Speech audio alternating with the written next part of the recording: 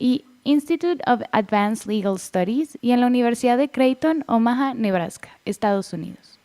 También contaremos con la participación de Abraham Fernández, educador social y pedagogo, coordinador adjunto del posgrado en prácticas restaurativas de la Universidad Europea Miguel de Cervantes, consejero delegado de la Sociedad Científica de Justicia Restaurativa, colaborador técnico de la Universidad Politécnica de Valencia, secretario de la Asociación Praxis Vega Baja, experto en mediación familiar, escolar y penal, diplomado en inteligencia emocional, posgrado en atención al menor en situación de conflicto y máster en terapias psicológicas de tercera generación, así como promotor de los congresos internacionales de adolescencia y juventud en conflicto social.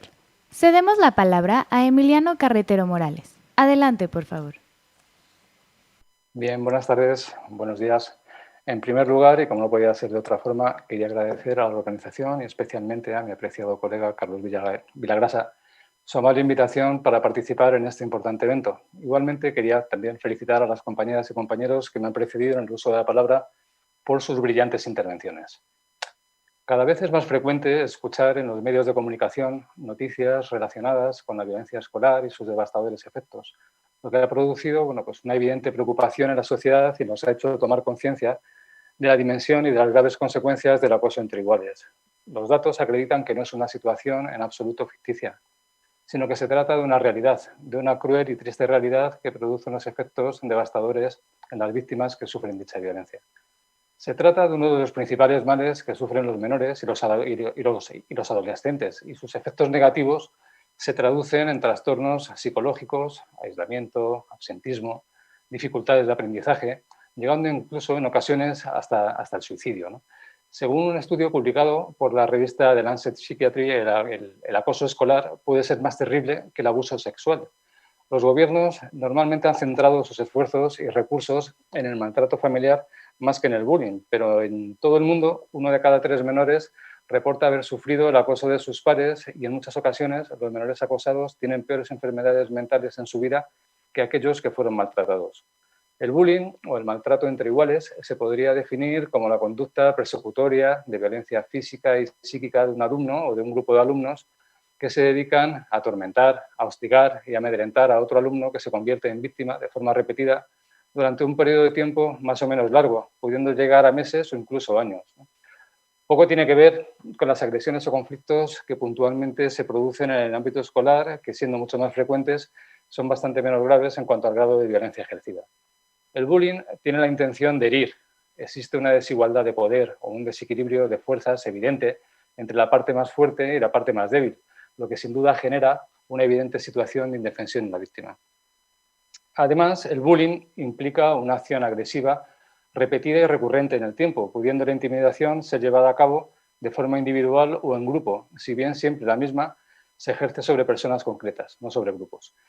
El maltrato puede ser físico, puede consistir, por ejemplo, en agresiones con objetos, empujones, patadas. También puede ser un acoso psicológico, dirigido básicamente a atacar la autoestima de la víctima, infundirle miedo, hacer burlas, por ejemplo, sobre algún defecto en público, insultos. Y este maltrato también puede ser social, ¿no? Dirigido básicamente a provocar el aislamiento y repudio de la víctima en su círculo relacional más cercano. Por su parte, el ciberbullying se podría definir como el uso vejatorio por parte de una persona o de un grupo de personas de determinadas tecnologías de la información y la comunicación, redes sociales, WhatsApp, correo electrónico, SMS, etcétera, que de forma premeditada, deliberada, hostil y repetitiva pretenden dañar a otra persona. Se trata, por tanto, de utilizar los medios telemáticos para ejercer el acoso psicológico entre iguales con el objetivo de menoscabar la integridad psíquica de la víctima. Al igual que en el caso del bullying, existe una evidente asimetría de poder y una intención de control de una parte sobre otra, siendo una conducta intencionada y reiterada en el tiempo. Los efectos negativos del ciberbullying en ocasiones son incluso más nocivos que los del bullying, toda vez que no solo se suman a los que ya padecía la víctima, sino que además se ven ampliados significativamente dada la apertura y la generalización que ofrecen las redes informáticas. Al igual que el bullying, el ciberbullying supone un grave problema. Se podría decir que cada vez mayor, ya que las nuevas generaciones han crecido y se han desarrollado de forma simultánea a las emergentes tecnologías de la información, por lo que las controlan y dominan perfectamente, estando en sus vidas cotidianamente de forma omnipresente. Esto ha supuesto que quienes ejercen el acoso y la violencia han encontrado en la red los recursos necesarios para llevar a cabo nuevos actos de agresión, pudiendo perpetrarlos en cualquier momento y lugar sin necesidad de que víctima y agresor se encuentren en el mismo espacio físico, convirtiéndose en actos de violencia camuflada en los que en muchas ocasiones el desconocimiento del agresor magnifica el sentimiento de impotencia de la víctima y la sensación de impunidad en el agresor. Además, en el ciberbullying, el agresor, al no tener contacto directo con la víctima, tiene una menor percepción del posible daño que está ocasionando, ¿no? Lo que le hace no dimensionar adecuadamente los efectos perniciosos de su conducta y no empatizar en absoluto con los sentimientos de esta víctima. La pregunta que nos debemos hacer es si se trata de una situación que se pueda prevenir y, sobre todo, en la que se puede intervenir si lamentablemente ya se ha producido el episodio de violencia. La respuesta, sin duda, es que sí. Hay que intentar proteger adecuadamente a la víctima, evitando su sufrimiento, y hay que trabajar activamente con los acosadores a fin de evitar futuras conductas reincidentes, ya que está acreditado que el número de estos que termina desarrollando una carrera delictiva es significativamente alto. Hay que elaborar medidas de prevención dirigidas, por ejemplo, al sistema educativo que impliquen en la lucha contra estas formas de violencia a docentes, a equipos directivos de los centros escolares, alumnos y familias, lo que supone sin duda pues una clara apuesta por la formación continua en convivencia pacífica y en gestión adecuada de conflictos, para lo que se puede partir, por ejemplo, de una serie de protocolos y de materiales específicos elaborados a tal fin. Se trata de llevar a cabo una tarea encaminada a la prevención, pero también, como comentaba anteriormente, hay que contemplar medidas de intervención que garanticen una respuesta rápida, segura y, sobre todo, adecuada en aquellos supuestos que así lo requieran. Precisamente me voy a centrar ahora en las medidas de intervención. Si la conducta llevada a cabo por el agresor es lo suficientemente grave, puede tener diversas consideraciones jurídico-penales.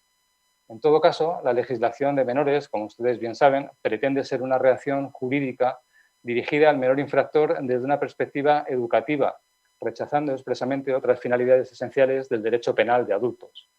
El principio rector de dicha legislación es asegurar una respuesta educativa adaptada a las necesidades o características personales, sociales y familiares del menor infractor. En los supuestos de alumnos implicados en malos tratos a sus iguales, se antoja además esencial, ¿no?, que fuere cual fuere la medida que se les aplique, esta medida tenga una orientación preeminentemente educativa que les ayude a interiorizar la trascendencia de su comportamiento y a comprender los efectos que el mismo provoca en la persona de la víctima. La experiencia ha demostrado que el abordaje del tratamiento de los acosadores desde un prisma meramente represivo no soluciona el problema de base. Primero, porque no reeduca adecuadamente al infractor. Y segundo, porque tampoco se atienden adecuadamente las necesidades de la víctima. En los casos más graves, la respuesta penal, basada simplemente en el castigo, en muchas ocasiones no repara adecuadamente a la víctima, como decía, pero es que además en el menor infractor suele producir el efecto contrario al pretendido, toda vez que el menor, lejos de modificar su mentalidad, siente que la pena que se le ha impuesto en muchas ocasiones es injusta, ¿no?, lo que les lleva a sentirse reprimidos e insatisfechos, además de generar en los mismos sentimientos de venganza contra la sociedad que les rodea. Por ello, creo que es importante que la intervención se haga siempre desde un prisma terapéutico que lleve al infractor a tomar conciencia de las consecuencias de su comportamiento sin perder de vista nunca la imprescindible atención de las necesidades de la víctima. En situaciones de menor gravedad, normalmente nacidas en el marco de las aulas escolares, suelen generarse, en cualquier caso, problemas que afectan seriamente a las relaciones de los menores, llegando a provocar conflictos graves de conductas que van a ser difíciles de solucionar si no se afrontan con seriedad. En este tipo de situaciones, normalmente el centro escolar suele imponer castigos para solucionar el conflicto, pero sucede que dichos castigos casi nunca suponen una solución definitiva, sino que son un mero parche parcial, ¿no?, o temporal. La aplicación de una disciplina estrictamente punitiva, además de no ofrecer casi nunca los resultados esperados, no reeduca ni suele evitar futuros actos violentos por parte del alumno castigado. El castigo discrimina a los participantes del conflicto y les cosifica como buenos o malos, pero este planteamiento en determinadas ocasiones no es el más acertado, ¿no?, pues hay muchas situaciones que pueden ser gestionadas de forma más adecuada a través de medidas como el diálogo, la comprensión y la educación, medidas que en definitiva profundicen en las causas del comportamiento negativo y en los sentimientos de ambos, tanto de la víctima como del infractor. Desde hace ya bastantes años, afortunadamente, cada vez con mayor frecuencia se viene haciendo uso de prácticas restaurativas como modelos adecuados de intervención en estas situaciones. Estas prácticas restaurativas, lejos de centrarse en el castigo como eje central de la solución, buscan atender adecuadamente las necesidades de las víctimas y responsabilizar al infractor para reeducarle, resocializarle y además también para evitar futuras conductas reincidentes. Además, las prácticas restaurativas ofrecen un espacio sano y seguro para que todas las partes afectadas por el conflicto puedan dialogar y además buscan promover comportamientos saludables y responsables. La práctica o herramienta restaurativa más conocida es la mediación. Sin embargo, desde mi punto de vista, para los casos de bullying o ciberbullying, no sería la más adecuada con carácter general, aunque obviamente puede funcionar en determinadas situaciones siempre y cuando se den las circunstancias adecuadas. Existen también otras prácticas restaurativas muy interesantes, como pueden ser, por ejemplo, los diálogos restaurativos, basados en la realización de preguntas que permitan reflexionar a las partes intervinientes sobre las consecuencias de sus actos sobre otras personas, a fin de que descubran por sí mismas las respuestas esperadas y, en virtud de estas, puedan construir el cambio necesario, ¿no? Pero quisiera centrarme en los llamados círculos restaurativos en esta parte final de la ponencia, porque creo que son un instrumento que puede funcionar perfectamente en la gestión de este tipo de conflictos. Los círculos son uno de los mejores métodos de aprendizaje y resolución de conflictos y a través de ellos los menores participantes pueden exponer sus problemas, los orígenes de estos y los motivos de su comportamiento a fin de afrontar el error que han cometido, el daño ocasionado a la víctima, así como las posibilidades de reparación de esta. Se busca poner fin al conflicto a través de un diálogo honesto y seguro en el que tanto el menor que causa el conflicto como los demás participantes pueden intervenir, consiguiendo ser el empoderamiento individual y colectivo de todos ellos.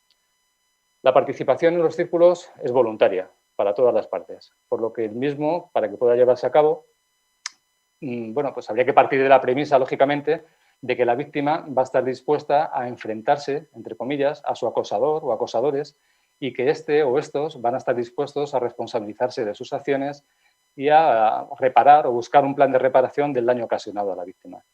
La participación de la víctima es fundamental. Las víctimas necesitan ser reparadas y deben tener la oportunidad de participar en la toma de cualquier tipo de decisión que pudiera afectarles. Además, la participación directa de la víctima facilita o puede facilitar una genuina responsabilización de los agresores. En caso de situaciones de acoso menos graves, circunscritas al ámbito escolar, se pueden hacer círculos más reducidos, en los que simplemente participen la víctima, el acosador o acosadores y otros miembros de la comunidad escolar, como docentes o alumnos que sean compañeros de las partes implicadas. Cuando se trata de situaciones más graves, el círculo se puede ampliar, dando cabida en el mismo, por ejemplo, a los familiares de los agresores, que tienen que implicarse tanto en el proceso como en la toma de decisiones. Se ha acreditado que las familias, incluso las familias desestructuradas, cuando se les da apoyo, son capaces de ayudar a los menores a trabajar con respecto a los efectos de su conducta.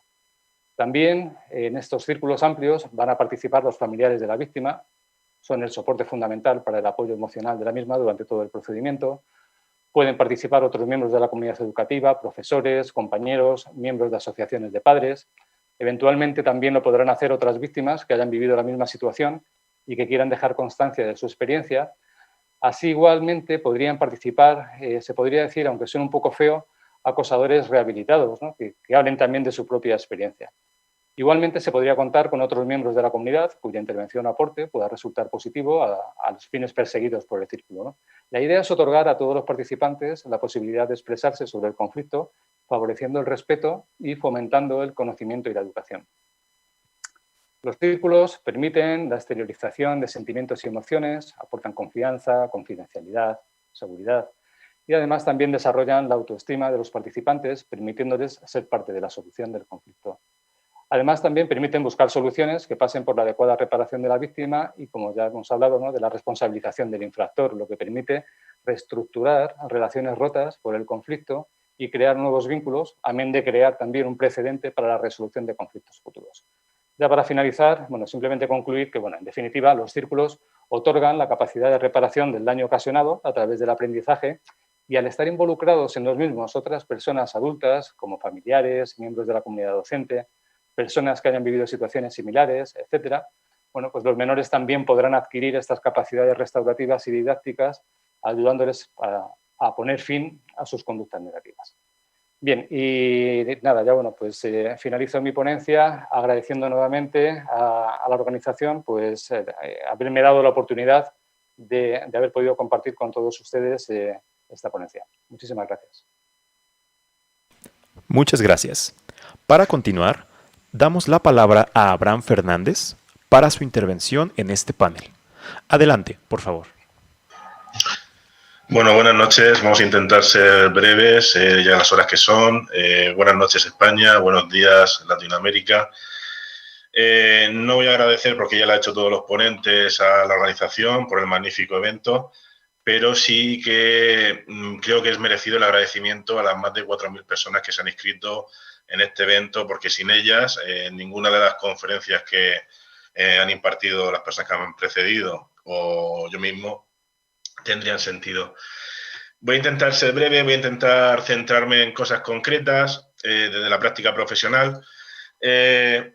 Yo creo que a pesar de que globalmente todos sabemos que la escuela funciona como un ente reductor, ¿no? Un reductor global de esos comportamientos disruptivos, de acoso, porque estamos más centrados en la mesa de acoso, pues tenemos que partir de una máxima, que a día de hoy los casos de acoso escolar, acoso vecinal, el ciberbullying, no cesan, ¿vale? Y entonces creo que tenemos que empezar a hacer un ejercicio de responsabilidad y creo que alguien debe asumir esa responsabilidad. Perdón. Esto me recuerda también que muchas veces también este tipo de problemáticas se sustenta con frases pues, que seguramente todos habremos escuchado alguna vez. Son cosas de niños o niñas y no pasa nada, o el acoso escolar solo pasa con niños tímidos, con gente introvertida. No hay que hacer caso al acoso de forma excesiva, ¿no? Termina desapareciendo por sí solo. O si no hay agresión física no podemos hablar de acoso. O el acoso escolar siempre ha existido y siempre existirá. O ante el acoso escolar lo mejor es cambiar a la víctima, ¿no? En este caso al niño, a la niña e incluso también a la familia, porque también tenemos que hablar siempre del ente integral, de la unidad de convivencia, pues de colegio, de zona, de entorno, o expulsar al causante que ha cometido ese daño. Entonces, yo creo que este tipo de afirmaciones, que muchas veces están aferradas en la sociedad, lo que hace es que continúa o sustenta esta problemática, ¿no? Y creo que tenemos que empezar ya a poner punto y aparte, no un punto y seguido. Como datos he hecho una criba de los últimos 10 años en estudios diferentes. La edad media actual que estamos encontrando de este tipo de problemática es a partir de los 8 a 12 años. Se supone que 1 de cada 4 casos de acoso escolar ya es ciberbullying, ya por el tema del acceso de los jóvenes debido a las redes sociales. Según aumenta esa edad, a partir de los 13 años, pues es 1 de cada 3, se va reduciendo se aumenta el ratio de víctimas y de victimarios.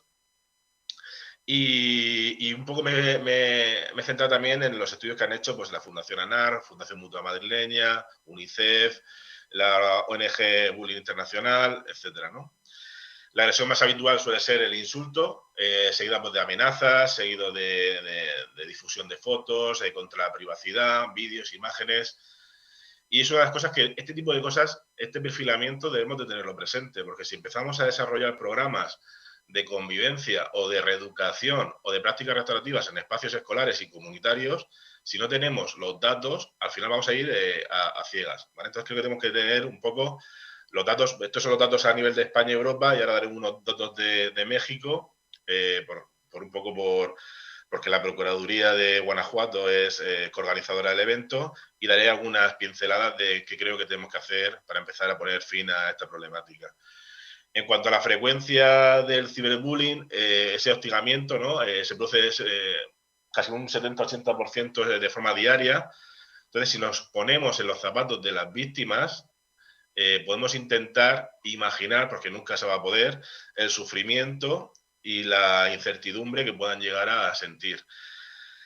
Creo que es muy difícil explicar el proceso pero es muy fácil explicar que el acceso a las tecnologías lo que ha facilitado este tipo de... Antiguamente el bullying o el acoso se quedaba en el ámbito callejero, en el ámbito comunitario, y a partir de las tecnologías lo que hace es que se perpetúa de 24 horas, ¿no? Además, en servicios sociales estamos teniendo varios casos ya, bueno, varios casos, hay un tanto por ciento considerable de casos de acoso escolar que al final repercute en otro tipo de problemáticas, tentativa de suicidio, autolesiones, consumo de sustancias adictivas, etc.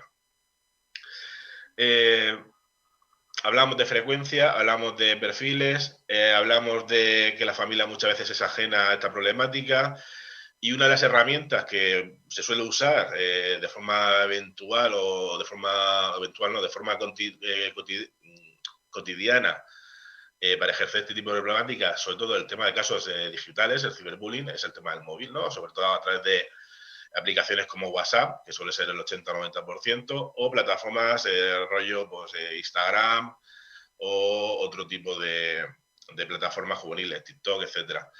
Cabe recordar una cosa, que son menores de edad y acceden a una plataforma falseando datos, porque tienen que cumplir una minoría de edad, entonces eso es otra problemática que también se debería de trabajar, ¿vale? Y luego la conclusión más llamativa es que por norma general se suele ser, hay un estudios que hablan que hay una feminicización, ¿no? Un 70% de víctimas suelen ser mujeres, pero en estudios, por ejemplo, del Ministerio dice que está más equilibrado, ¿no? Es un 47% de mujeres frente a un 53% de figura varón. Voy a centrarme más en casos pues eso, de Guanajuato, a nivel de México. Se hizo un estudio a nivel internacional, Bullying sin Fronteras para América Latina y España, en 2019, entre enero de 2019 y enero de 2020, y México lideraba a nivel mundial los casos de acoso escolar. Esto es un dato relevante que creo que las administraciones públicas deberían de tomar nota para empezar a poner, porque esto es muy mala publicidad al final para las administraciones. 7 de cada 10 niños aproximadamente sufrían o habían sufrido acoso escolar de forma continuada, y creo que aproximadamente calculaban unos 28 millones en México, 28 millones de niños y niñas y adolescentes que pueden estar sufriendo violencia de género. Datos de la OCDE, datos de organismos como UNICEF, etcétera. En ese tipo de escalafón a nivel mundial, pues hablábamos de que lideraba México, lo sigue Estados Unidos, luego China, luego España, Japón, Guatemala, República Dominicana, Costa Rica, Honduras, El Salvador, y podemos seguir, ¿vale? Para poder llegar a Europa, el siguiente ya sería Bélgica, que estaría pues entre unos 15-20 siguientes. ¿Cuál es el perfil de los ciberacosadores o por qué? Son gente que suele estar en el entorno de la víctima, en el ámbito de la escuela, en el ámbito de la calle, del barrio, y suelen actuar en grupo. O sea, una persona comete el daño, pero necesita el refuerzo del grupo. Y suele ser siempre 2-5 personas. Es más, en un programa que ahora os explicaré, siempre que hacíamos círculos restaurativos o entrevistas restaurativas, siempre había, o siempre al final se sacaban que habían más victimarios que víctimas. Bueno. Luego, otra cosa también relevante es que todos los estudios a nivel europeo, a nivel de América Latina, que os he comentado, pone una doble clasificación en la relación de ese proceso de victimización, y hablan de grupos de víctimas puras, ¿no? Donde hay niños que se sitúan en esa categoría, grupos de acosadores puros, y luego hay grupos de víctimas mixtas, que también pueden ser acosadores, o grupo de víctimas puras. Tras la agresión de cualquier daño, ¿no? Al final, la razón más repetida primero es simplemente devolver o provocar un daño por un motivo concreto, y la segunda más repetida suele ser por provocar una situación de humor, o ser una situación jocosa, o tener el agrado de alguien. Entonces eso también denota un tipo de necesidad afectivo-relacional. Entonces son otra serie de indicadores de los que tenemos que empezar a tener en cuenta, por lo que decían otros ponentes, ¿no? Que a veces hacemos campañas, realizamos actuaciones, pero no sirven de nada una campaña si realmente no se incide en la intervención directa, si no se incide en un buen trato o un buen ratio de actuación. El análisis de los últimos 10 años, pues del estudio Cisneros, de Save the Children, de UNICEF, lo que permiten es que más de la mitad de los niños están libres de acoso, pero no están libres de ser víctimas o de sufrir agresiones. Pues ya puede ser víctima secundaria, etc. Entonces, esto es otro problema. Es necesario ayudar a las víctimas, como decía mi compañero de mesa, pero también es necesario ayudar a quien comete el daño, sin olvidar también los apoyos del entorno, familiares, padres, madres, etcétera, porque son claves para prevenir, porque cuando hablamos de prácticas restaurativas, aunque venga de justicia penal, que viene de la justicia restaurativa, la aplicación en el ámbito educativo tanto es para transformar situaciones dolosas, ¿no?, de conductas disruptivas que provoquen conflictos, como una actuación de prevención y evitar ese tipo también de casos. Por eso no debemos de permitir estudiar el problema desde dentro, sino desde el punto de vista de aquellos que realmente lo sufren. Con algo más de... Si nos ponemos a pensar en un instituto o en un colegio de centro secundaria, los ratios suelen ser entre 400, 800, 900 alumnos por media. Suele haber 1 o 2 personas en el equipo de orientación. Eso denota falta de equipamiento humano en este caso, para poder intervenir. Yo personalmente, por mi práctica profesional, confío y abogo también siempre por los niños y las niñas y la adolescencia y la juventud. Y aunque esté este tipo de sector inmerso en algún tipo de conflicto social o mantenga conductas disruptivas, el apoyo entre iguales siempre es la mejor práctica para prevenir cualquier tipo de situación de conflicto de acoso escolar. Las prácticas restaurativas no voy a explicar porque ya las ha comentado mi anterior compañero, pero sí que es una forma, es un sentido, además lo decía la Asamblea General de las Naciones Unidas, hizo un informe de protección de la infancia, si no recuerdo mal, creo que fue por 2015-2016, y señalaba que las prácticas restaurativas, pues en el ámbito escolar, en el ámbito del entorno más cercano, pueden abordar esos conflictos desde un enfoque social, afectivo, pedagógico y de derechos, porque no hay que olvidar que estamos hablando de derechos del niño y de la niña, y sobre todo derechos orientados a la protección integral del interés superior del menor, ¿vale? O en este caso del niño, de la niña y del adolescente. Hablábamos de mediación penal, hablábamos de conferencias restaurativas, se ha hablado de círculos restaurativos. Yo creo que este enfoque plantea la superación del modelo punitivo, que tenemos que empezar ya a quitarnos del medio y castigador, y pasar un poco por la gestión del conflicto para proponer esa gestión de relaciones humanas de manera más horizontal, más democrática, más participativa, y por tanto al final conseguimos un enfoque que nace más como reactivo, ¿no? Más que reaccionar al conflicto o a esa conducta socialmente poco aceptada. Voy a terminar. Yo en el 2018 diseñé un programa que fue reconocido por la Federación Española de Municipios y del Ministerio de Educación. Lo podéis consultar. El programa lo titulamos Hablemos, porque al final lo que se busca es un diálogo significativo. Y este programa recoge todo ese conjunto de ideas que estamos hablando, que queríamos hablar, y que está recogido en un documento en los cuartos Premios Nacionales de Buenas Prácticas Municipales en la prevención del acoso y absentismo escolar.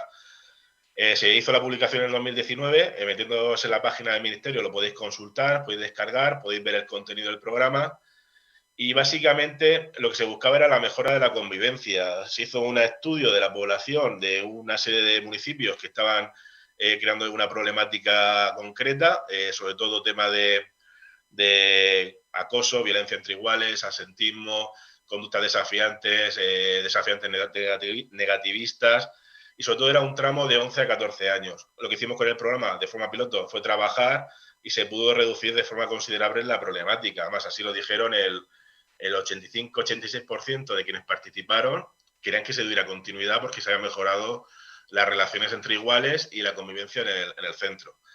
Básicamente se demostró que señala la importancia del diálogo, o lo que intentamos trabajar en la educación social, que la importancia del diálogo, de la palabra, que es nuestra herramienta, del acuerdo, de la responsabilidad compartida entre la búsqueda de soluciones y el acoso y el conflicto entre iguales es posible, y esa premisa de la educación emocional y las prácticas restaurativas se puede lograr.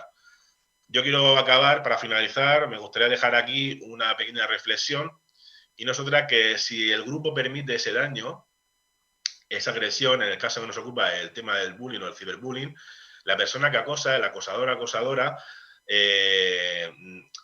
dejará de actuar. O sea, si el grupo no lo permite, la persona al final no va a continuar ese tipo de conductas, porque al final tiene falta de refuerzo social. El problema es cuando hay complicidad, el problema es cuando hay inactividad o inacción por parte de las personas que somos testigos de esa problemática. Y eso es un caldo de cultivo. un caldo de cultivo para el acosador y para que se perpetúen ese tipo de problemáticas. Entonces, yo creo que si queremos que se dejen de seguir legitimando este tipo de problemáticas y que no se continúe ese comportamiento que afecta al final al global de la comunidad, creo que hace falta que reeduquemos las colectividades y creo que hace falta que hablemos. Sobre todo, hablemos desde la interacción facilitadora, desde la capacitación, desde la resolución y de la responsabilización, porque al final lo que hacemos es darle a las personas tienen el conflicto, nosotros no podemos darles la solución. Las personas lo único que hacemos es darles la facilitación para que sean ellas las mismas personas las responsables de su pronta solución y sobre todo evitar una cosa que en la infancia es muy dolorosa, que es la culpabilización. Por eso, simplemente, muchas gracias. Quiero reiterar que tenemos que reeducar colectividades y para reeducar colectividades tenemos que reeducarnos los profesionales. Muchas gracias y agradecer a la organización por hacer efectivo este acto. Muchas gracias. En este momento hacemos la entrega virtual de los reconocimientos a nuestros ponentes, Emiliano Carretero Morales y Abraham Fernández, por su invaluable participación en nuestro precongreso con la realización del conversatorio titulado Herramientas restaurativas para casos de bullying y ciberacoso. Continuando con nuestro programa,